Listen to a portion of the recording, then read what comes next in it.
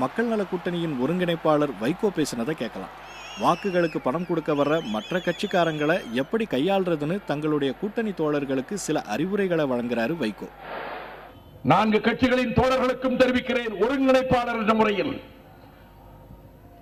பணிக்குழுக்கள் அமைக்க வேண்டும். 40 பேர் கொண்ட பணிக்குழு ஒவ்வொரு வாக்குச்சாவடிக்கும். அதுவே விஜிலன்ஸ் கமிட்டி, அலர்ட் கமிட்டி, கண்காணிப்பு குழு. எப்படி 6 மணி நேரம் 8 மணி நேரம் வேலை என்று ஷிப்ட் போட்டுக் கொண்டு சில இடங்களிலே வேலை நடக்கிறதோ அதை போல் உங்களுக்குள் திட்டமிட்டுக் கொண்டு பகலும் இரவும் கண்காணிக்க வேண்டும். மாலை 6 மணியிலிருந்து 10 மணி வரை இத்தனை பேர், 10 மணியிலிருந்து 2 மணி வரை இத்தனை பேர், 2 மணியிலிருந்து விடியற்காலை 6 மணி வரை இத்தனை பேர், விடியற்காலை 6 மணியிலிருந்து 10 மணி வரை இத்தனை பேர். திட்டமிட்டு நில்லுங்கள். எந்த இடத்திலும் எந்த வடிவத்திலும் பணம் கொண்டு வந்து கொடுக்க நீங்கள் அனுமதிக்க கூடாது. பணத்தை கொண்டு வருவதாக தெரிந்தால் நீங்கள் அவர்களிடத்திலே பேசி தொலைபேசியிலே அறிவித்து அதற்கு பிறகு காவல்துறை வந்து ஒன்றும் பறித்துக் கொண்டு போய்விடாது.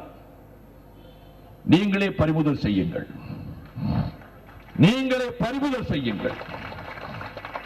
சட்டம் ஒழுங்கை பற்றி வைகோ கவலைப்படவில்லையா? போலீஸ் துணையோடு பணம் கொடுக்கிறாரே, நாங்கள் யாரை நம்புவது? எங்கள் எதிர்காலத்தை பாதுகாக்க தேர்தல் கமிஷன் ராஜேஷ் லக்கானி மீது நான் நம்பிக்கை வைத்திருக்கிறேன். அந்த எண்களுக்கு தகவல் கொடுங்கள். தோழர்களே, மாவட்ட செயலாளர்களுக்கு 4 கட்சி மாவட்ட செயலாளர்களுக்கும் தகவல் கொடுங்கள். பகுதி செயலாளர்களுக்கு தகவல் கொடுங்கள். நம்முடைய இணையதள தம்பிமார்களுக்கு தகவல் கொடுங்கள். மின்னல் வேகத்தில் இந்த பகுதியில் பணம் கொடுக்கிறார்கள் என்று மின்னல் வேகத்தில் செய்தி தொலைக்காட்சியில் வர வேண்டும். தொலைக்காட்சி நண்பர்களும் இப்படிப்பட்ட செய்திகளுக்காகத்தான் ஏங்கி காத்து கிடக்கிறார்கள். பரபரப்பான செய்திகள் எப்பொழுது வரும்? திருமா பேச்சில் வருமா? முத்தரசன் முழங்குவாரா? ராமகிருஷ்ணன் அதிர்ச்சி தருவாரா? வைகோ மத்தியானத்தை போல புதிதாக ஏதாவது கதையை எழுப்பி விடுவானா? ஆர்வத்தோடு காத்திருக்கிறார்கள். இந்த விழிப்புணர்வோடு நாம் செயல்படுவோம். அதை தாண்டி நான் தாய்மார்களுக்கு சொல்லுகிறேன், இந்த பணத்தை வருவதை தடுக்கிறார்கள் என்று கருதாதீர்கள்.